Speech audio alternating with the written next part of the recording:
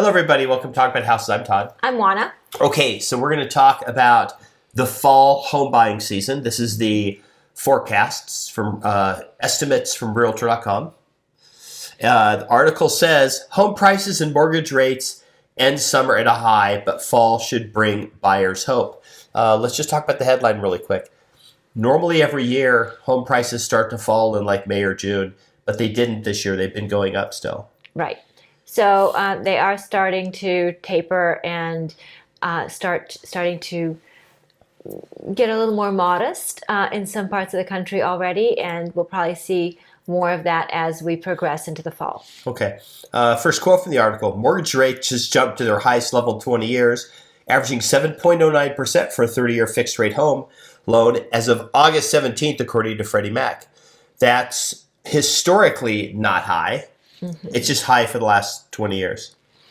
It's high for most people who are current home buyers, we'll put it that way, because current home buyers have not known these rates, and they are unfamiliar with the past, and they only know the recent past of 3% mortgage rates. Right.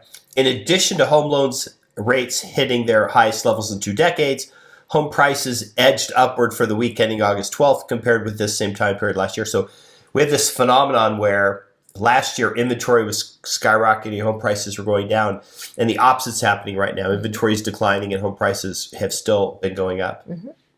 Right, and that's, like you said, inventory has been declining. So when inventory goes down and you still have more people wanting to purchase, then you're going to see prices go up. Okay. Last year, I said in June of last year, the best 4 months to buy would be basically like October through January. Correct. And I was right. You were. I don't know about this year. I don't know that we're going to have enough inventory. Right. So I don't know that we're going to have enough inventory, but the other flip side of that is that there's just less activity in general during those months. Okay. So maybe there won't be competition. Well, there will be probably diminished competition. Okay. For the third consecutive week, the median home listing price maintained a slight upward trajectory, said Realtor.com economic data manager Sabrina Spianu in her analysis. So that was completely opposite of last year at this time. Right. Okay. Now, the next part of the article, why record high mortgage rates affect both home buyers and sellers. Okay. The latest numbers bear this out. For the week ending August 12th, the total number of homes for sale fell below year-ago levels by 8.6%. New listings were also down, sinking by 8.1%. Now, this isn't prices, this is the number of homes for sale. In fact, fresh listings have been falling for 58 weeks straight. For 58 weeks straight, we have had less and less homes come on the market. Right. And that's... Explain that phenomenon. Right. So we've talked about this kind of ad nauseum at this point, but it's because people have these sub 4% interest rates, and they're very cautious about letting go of them. So because they don't want to let go of these interest rates, homes are not coming on the market. Even people who are purchasing homes, they're not selling their existing homes.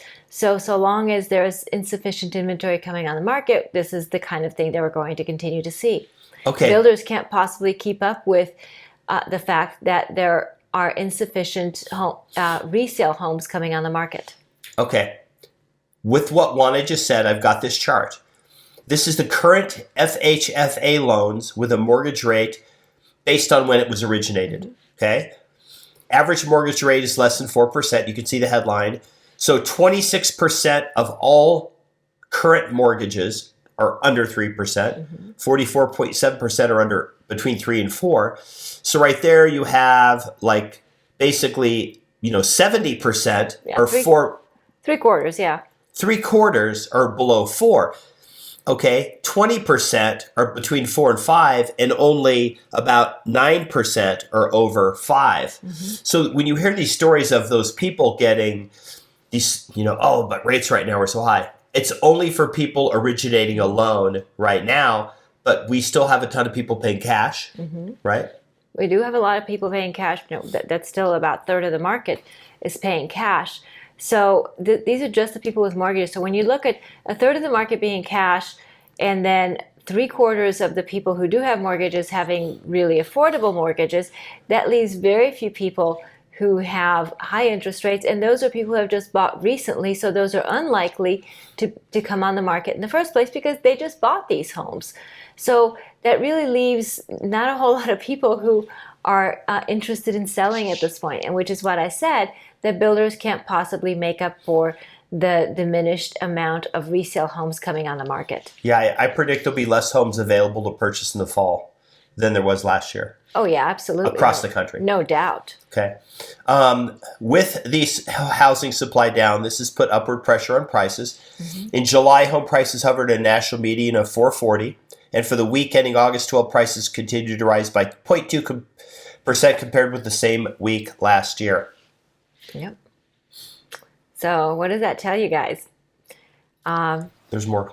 Well, I just want to ask, out there, like listening to all this, what are you thinking? What are you thinking about the housing market? I mean, are you thinking that things are going to break loose and people are going to start putting homes on the market? What would cause these people who have these mortgage payments that are substantially less than rent payments to put homes on the market? What would cause people who have paid off homes to put homes on the market? Insufficient enough numbers to make a difference in the market. Now, yes, there are, people are doing transactions all the time. That's very true. But what would cause these people insufficient enough numbers to put homes on the market to where it would satisfy the buyer demand? A ton, because here's the problem. The people with the sub 4% loans aren't going to extinguish that loan and then go buy another house and originate a 7% loan. Right. It's locked them out from putting their house on the market. So what's happened is you have this effect where the market's locked up. Home prices are going up because you only have a few homes even available for purchase. It's like, it's just supply and demand. You don't have the supply of homes because the inventory of homes, and when I mean inventory, I mean the total available of homes that exist are locked up. They're not going anywhere. People aren't putting them on the market. And it's like 30, 40% of the normal year amount that would cause a lot of liquidity for people. Next quote, the median listing price has begun its typical seasonal decline, says Spiano. And we did see that when we did the Las Vegas update. Home prices went up in Vegas. The median price shot up to like $270 a square foot. And in the last 2 weeks, it's been $269. So it looks like it's peaked and sort of going down. And it's probably in the rest of the U.S. doing the same thing. Right. Okay. The upshot is that eager buyers shouldn't dilly-dally on making an offer if they find a home they like. While homes spend 6 months on the market for the week ending August 12th, or 6 more days on the market for the week ending August 12th compared with this time last year, that sluggish pace might soon pick up. Well, I don't know about that. Well, they don't know. They're just guessing. They said it might pick up. Yes. I don't know that it'll pick up. Right. Not enough to make a difference. We'll put it that way. Right. I don't think so. Okay. What's your outlook? Like, what do you see happening? Because you're like in the thick of it every day. Right. So, I mean, we're still seeing a lot of off-market property selling, which means that there are still more transactions actually going through the system than what's noticeable. We're still seeing properties that are attractive, that are priced anywhere close to reasonable, getting offers. We're still seeing people who went fishing, right? They price those homes above market value, and those homes are sitting on the market.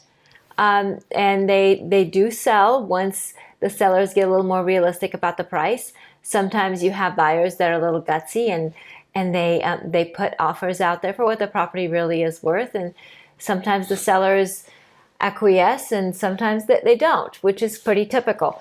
But all in all, there is a lot of buyer activity, which is the bottom line that I'm trying to convey, is there is a lot of buyer activity. Sellers are still few and far between, which is why we're having so much off-market activity, which are these people who weren't thinking of selling until somebody made them a ridiculous offer. What about all the homes that will flood the market the day that the word recession is uttered on TV? We're in a recession. No. Okay. Short answer. No recession or no glut of homes. Look, I mean, whatever recession there may or may not be, that does not equate to homes coming on the market. Something specific has to happen in the individual's life to have that happen. So Just because the word recession gets put out there doesn't mean that so long as you've got a good job and things make sense for you, you're going to keep your home. Even if we're in an economic boom, but if you're not doing well and you need to move across the country to take care of a family member or something like that, and you have to sell your house, then there you go. So the economy is one thing, but people's particular circumstances are really what drives people's choices. The best thing that could happen for you if you're thinking about buying a house would be a really bad recession, like a 2020 COVID recession. 12% unemployment, and the Fed would just tank rates, borrowing rates, and then the 10-year would fall, mortgage rates would collapse again, and all these 6-7% people would go refi, and then you could maybe grab a house if you could compete for a house. It would be extremely competitive if rates got back down. We put a thing where we asked people what they thought, and my opinion was they would hit 3% before they hit 10%. Okay. But somebody else said that we'd be back at 4% in 2 years. And I don't know. I think 4% is a more optimistic than I am. Right. I think it is too, but I can certainly see 5.5. I could see that. But look, it doesn't mean that 4% loans won't be out there. Of course they will be out there. They'll be out there for well-qualified buyers with banking relationships and that sort of thing. So yes, that is very possible. But as far as the general population is concerned, in a couple of years, I do see 5.5% loans for most people. Yeah, here's the problem. The U.S. government has a lot of spending, which means they're borrowing a lot of money, which means that they have to finance the spending.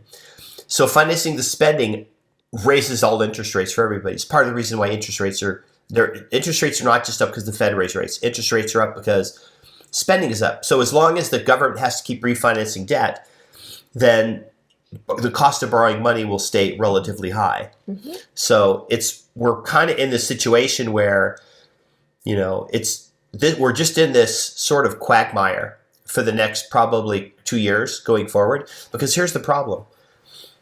The employment right now, the unemployment level is the lowest it's been in everyone's lifetime watching the video. The number of people 90-day late on their mortgage is the lowest it's been since 1957. Job growth is growing, wage growth is growing. Inflation just went down to like 2.4% on an annualized rate. Mm-hmm. So inflation is sort of under control.